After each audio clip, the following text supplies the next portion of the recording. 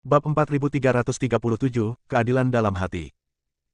Sialan, tulangku telah direbus oleh orang-orang ini. Saat aku memulihkan tubuhku, aku akan membunuh semua pembudidaya iblis ini.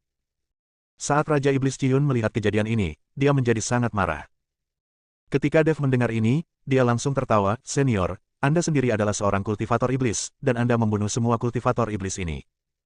Meskipun saya seorang pembudidaya iblis, saya juga memiliki keadilan di hati saya. Baik mereka manusia, iblis, atau binatang, selama mereka kehilangan hati nurani, saya akan membunuh mereka semua," kata Raja Iblis Ciyun dengan marah. Mendengarkan kata-kata Raja Iblis Ciyun, Dev hanya tersenyum. Jika Sekte Tulang Darah tidak menggunakan tulangnya, apakah Raja Iblis Ciyun akan tetap mengatakan hal seperti itu? Jika dia benar-benar naik ke keabadian, bagaimana dia bisa peduli dengan kehidupan orang lain? Semua orang di dunia surga dan umat manusia mungkin akan seperti semut di mata mereka. Pertarungan antara dua kekuatan besar akan menghancurkan banyak dunia dan membunuh banyak orang, tapi siapa yang peduli? Dev menyingkirkan tulang Raja Iblis Awan Merah, dan kemudian bergegas ke ruang rahasia dengan semburan api. Bahkan seluruh gunung tulang menjadi abu, karena hanya dengan cara inilah seluruh tempat Sekte Tulang Darah dapat diremajakan setelah bertahun-tahun. Kalau tidak, ada begitu banyak tulang dan roh jahat terlalu kuat, akan sulit bagi tumbuhan dan hewan untuk bertahan hidup. Setelah Dev mendapatkan tulangnya, dia berencana untuk mengikuti Master Sekte Jiang dan yang lainnya kembali ke Sekte Jiwa Iblis untuk membantu selusin biksu memurnikan beberapa ramuan dan membiarkan mereka pulih. Kepala Istana Guanghan berencana untuk membawa orang-orang suci kembali ke Istana Guanghan, jadi mereka tidak perlu mengikuti kembali ke Sekte Jiwa Iblis. Tuan Istana, jika aku membunuhmu King kali ini, aku khawatir itu akan sangat merugikan Istana Guanghanmu. Ketika kepala keluargamu keluar dari pengasingan dan tidak dapat menemukanku, dia pasti akan menyerangmu. Dev khawatir keluargamu akan menimbulkan masalah di Istana Guanghan. Jangan khawatir, Tuan Dev. Kepala keluargamu tidak akan dibebaskan dari pengasingan dalam waktu singkat. Terakhir kali, secercah jiwanya diguncang oleh penguasa wilayah. Akan sulit untuk pulih karena waktu yang lama. Jika keluargamu benar-benar dalam masalah, saya dapat memberitahu Tuan Dev, bukankah kita memiliki slip giok untuk transmisi suara? Kata Ketua Istana Guanghan dengan acuh tak acuh. Oke, jika terjadi sesuatu pada keluargamu, tolong segera beritahu saya dan saya akan bergegas secepatnya. Ketika Dev mendengar ini, dia mengangguk dan berkata, dia tidak bisa hanya tinggal di Istana Guanghan dan menunggu keluargamu menimbulkan masalah. Lagi pula, dia masih ada yang harus dilakukan. Dia juga harus pergi ke Sekte Pemurnian Senjata di Puncak Qingyu untuk memperbaiki pedang pembunuh naga bahwa roh pedang Zhongli bisa sepenuhnya bebas. Karena tidak melihat Zhongli selama periode waktu ini, Dev punya beberapa pemikiran. Terlebih lagi, Dev tidak bisa pergi ke keluargamu dan menghancurkan keluargamu secara langsung. Lagi pula, dia belum memahami kekuatan kepala keluargamu. Jika kepala keluargamu terlalu kuat dan mencarinya sendiri, bukankah dia akan meminta kematian? Setelah mengucapkan selamat tinggal kepada semua orang di Istana Guanghan, Dev membawa Master Sekte Jiang dan yang lainnya kembali ke Sekte Jiwa Iblis. Master Sekte Jiang mengeluarkan semua rumput peri dari Sekte Jiwa Iblis, dan juga memerintahkan orang-orang untuk pergi ke kedalaman Gunung Tianmo untuk memetik rumput peri, untuk merawat selusin biksu ini. Meskipun bukan Master Sekte Jiang yang menyebabkan para biksu ini menjadi seperti ini, bagaimanapun juga, itu semua dilakukan oleh rekan magangnya, dan Master Sekte Jiang merasa bersalah di dalam hatinya. Dev tinggal di Sekte Iblis Jiwa yang memurnikan ramuan untuk semua orang, dan perlahan pulih pada saat yang sama. Lagi pula, pertempuran sengit di Sekte Darah dan Tulang membuat Dev kehilangan banyak uang. Untungnya, Dev dapat pulih setelah menyerap sebagian energi kematian. Jika tidak, Dev akan menghabiskan banyak sumber daya jika dia ingin pulih seperti sebelumnya.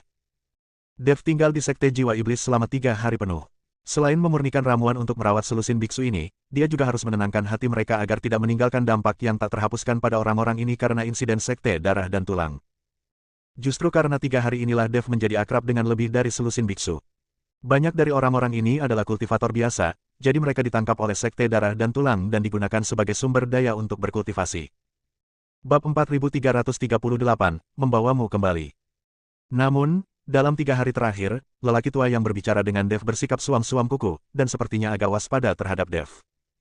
Apalagi jika gadis pembawa sachet itu mendekati Dev, lelaki tua itu akan menghentikannya. Meskipun Dev tidak mengerti maksudnya, dia tidak terlalu peduli. Lagi pula, dia tidak memikirkan gadis itu hanya kesalahpahaman. Dev berencana menghabiskan hari ini, lalu pergi bersama Ji Yun, lalu menjemput Huo Feng melalui wilayah tengah, dan kemudian pergi ke Sekte Pemurnian Senjata di Puncak Qingyu.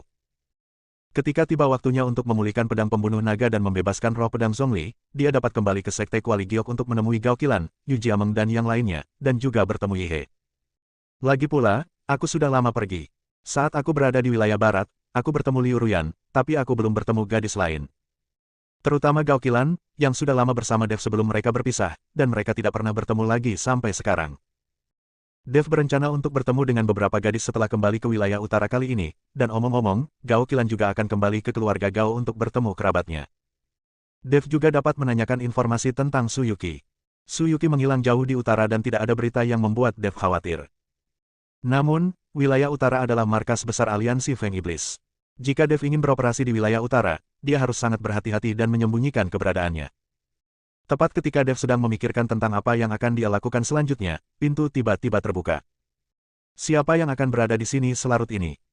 Dev berdiri dan menangkap orang yang datang. Tuan Dev, ini saya. Tepat ketika Dev hendak menangkap pihak lain berbicara. Dev mendengar bahwa itu adalah gadis yang membawa sachet. Kenapa kamu datang ke kamarku di tengah malam? Apakah kamu tidak takut disalahpahami? Dev bertanya dengan heran.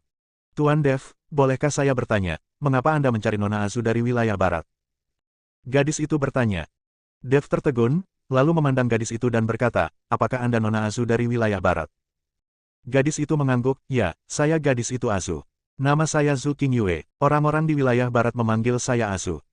Saya tidak tahu mengapa Tuan Dev mencari saya. Ketika Dev mendengar ini, dia berkata dengan jujur, Xiao Feng, pangeran dari dinasti Xiao, yang memintaku untuk mencarimu. Dia tidak dapat menemukanmu di wilayah barat, jadi dia bertanya padaku. Ah Feng, setelah mendengar ini, mata Zhu Qingyue dipenuhi dengan keterkejutan, bagaimana kabarnya? Saya mendengar bahwa dia sakit, sangat serius. Jangan khawatir, Nona Zhu. Pangeran Xiao baik-baik saja. Dia baru saja menderita penyakit cinta. Dia baik-baik saja sekarang. Dan Kaisar Xiao juga menyetujui masalahmu, berjanji tidak akan mempedulikannya lagi, dan mengizinkanmu untuk bersama. Kata Dev. Benarkah? Wajah Zhu Qingyue penuh kegembiraan. Dia melangkah maju dan meraih lengan Dev dengan penuh semangat. Tuan Dev, bisakah Anda membawa saya ke wilayah barat? Bawa saya ke dinasti Xiao Huang untuk menemukan Ah Feng. Tentu saja, karena aku berjanji pada Pangeran Xiao, aku pasti akan mengantarmu ke sana. Dev mengangguk dan berkata. Tidak, tepat ketika Dev setuju, seseorang tiba-tiba masuk keluar pintu. Nona, kami diperintahkan untuk membawamu kembali. Begitu banyak orang yang tewas dalam perjalanan.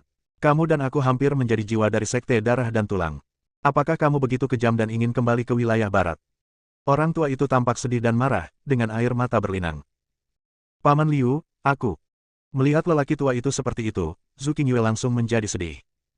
Nona, jika Anda bersikeras untuk kembali ke wilayah barat, bunuhlah saya. Selama saya tidak mati, saya tidak akan pernah membiarkan Anda kembali ke wilayah barat. Aku berjanji pada tuannya bahwa aku akan menemukanmu apapun yang terjadi dan membawamu kembali. Mata lelaki tua itu tegas dan tidak perlu dipertanyakan lagi. Bab 4339, Kemandulan. Ketika Zhu Qingyue melihat ini, dia hanya menitikkan air mata tetapi tidak mengucapkan sepatah kata pun. Apa yang sedang terjadi? Wajah Dev sangat terkejut, dan dia tidak mengerti apa yang sedang terjadi di sini. Tuan Dev, terima kasih atas penyelamatan dan perhatian Anda hari ini. Tetapi jika Anda membawa wanita muda itu kembali ke wilayah barat, jangan salahkan saya karena bersikap kasar. Sekarang nona muda itu berhubungan dengan kelangsungan hidup seluruh keluarga kita. Dia harus kembali bersamaku. Orang tua itu tanpa daya mengikuti Dev dan berkata, tolong beritahu saya dengan jelas apa yang terjadi, dan mungkin saya dapat membantu Anda. Dev tidak tahu apa yang terjadi yang menyebabkan kelangsungan hidup keluarga tersebut. Zhu Qingyue hanyalah seorang kultivator wanita di puncak alam penggabungan. Dia bahkan belum mencapai alam kesengsaraan. Orang tua itu memandang Zhu Qingyue, menghela nafas tak berdaya dan berkata, Nona, Anda harus mengikuti Tuan Dev secara pribadi. Setelah mengatakan itu, lelaki tua itu berbalik dan pergi. Dia dapat melihat bahwa selama Zhu Qingyue berani kembali ke wilayah barat, lelaki tua itu tidak akan pernah hidup sendirian. Dev memandang Zhu Qingyue. Saat ini, wajah Zhu Qingyue sudah berlinang air mata. Setelah menenangkan emosinya, dia berkata kepada Dev, Tuan Dev, sebenarnya saya bukan dari wilayah barat. Saya dari wilayah barat, wilayah timur, orang wilayah timur dari kota Zujia. Ayahku adalah gubernur kota Zujia, tetapi ayahku menjodohkanku dengan Qi Heng dari kota Qijia sebelah. Aku sama sekali tidak menyukainya, jadi aku melarikan diri secara diam-diam dan melarikan diri ke wilayah barat. Saya bertemu Ah Feng di wilayah barat, tetapi saat itu saya tidak tahu bahwa dia adalah pangeran dinasti Xiao. Dia tidak tahu identitas atau nama saya. Dia hanya tahu bahwa nama saya adalah Azu. Kami berdua jatuh cinta dan berkumpul, tetapi Kaisar Xiao menemukan kami dan secara paksa memisahkan kami. Baru pada saat itulah aku mengetahui identitas pangeran Ah Feng Xiao. Saya tidak berdaya di wilayah barat, dan setelah bertahun-tahun, saya merasa Qi Heng seharusnya menemukan pasangan untuk kultivasi ganda, jadi saya menghubungi keluarga saya. Paman Liu membawa lusinan orang untuk menjemput saya, tetapi kami bertemu orang-orang dari Sekte Darah dan Tulang, dan kami menjadi tahanan. Banyak anak-anak dari kota Zujia meninggal secara tragis, dan hanya saya yang tersisa mengikuti Paman Liu. Setelah mengikuti Paman Liu selama periode ini, saya mengetahui bahwa Qi Heng tidak menemukan mitra budidaya ganda baru, tetapi menggunakan masalah ini untuk memeras ayah saya dan mengirimi mereka sejumlah besar sumber daya ke kota Qijia setiap tahun. Dan dia juga berkata bahwa jika dia tidak bisa menerimaku kembali, dia akan mencaplok kota Qijia kita dan mengusir semua anak kota Qijia. Meskipun wilayah timur sangat luas, wilayah yang luas ditutupi oleh lautan luas, dan sumber dayanya sangat sedikit. Terlebih lagi, monster merajalela dan lingkungannya sangat keras.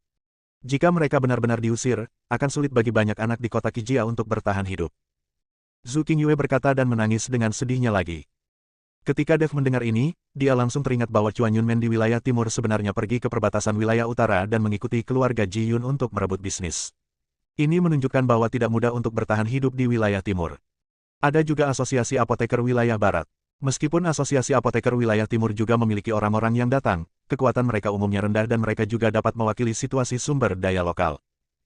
Tampaknya seluruh alam surgawi, wilayah barat, wilayah selatan, termasuk wilayah tengah, adalah tempat dengan sumber daya yang bagus. Khususnya di wilayah selatan, Gunung Tianmo merupakan tempat yang kaya akan produk, yang memang memungkinkan banyak sekte di wilayah selatan berkembang pesat. Selain itu, terdapat banyak sekte budidaya iblis di wilayah selatan, dan kekuatan aliansi penyegel iblis di dalamnya wilayah selatan relatif rendah. Ada lebih banyak pertempuran di wilayah selatan. Ini juga alasan mengapa sekte seperti Sekte Darah dan Tulang memilih untuk berada di wilayah selatan. Bagaimanapun, wilayah selatan kaya akan sumber daya, tetapi komposisi personelnya sangat rumit. Wilayah utara tidak buruk, tetapi wilayah luas di wilayah utara yang sangat dingin juga merupakan tempat di mana kelangsungan hidup sulit dan tidak ada sumber daya.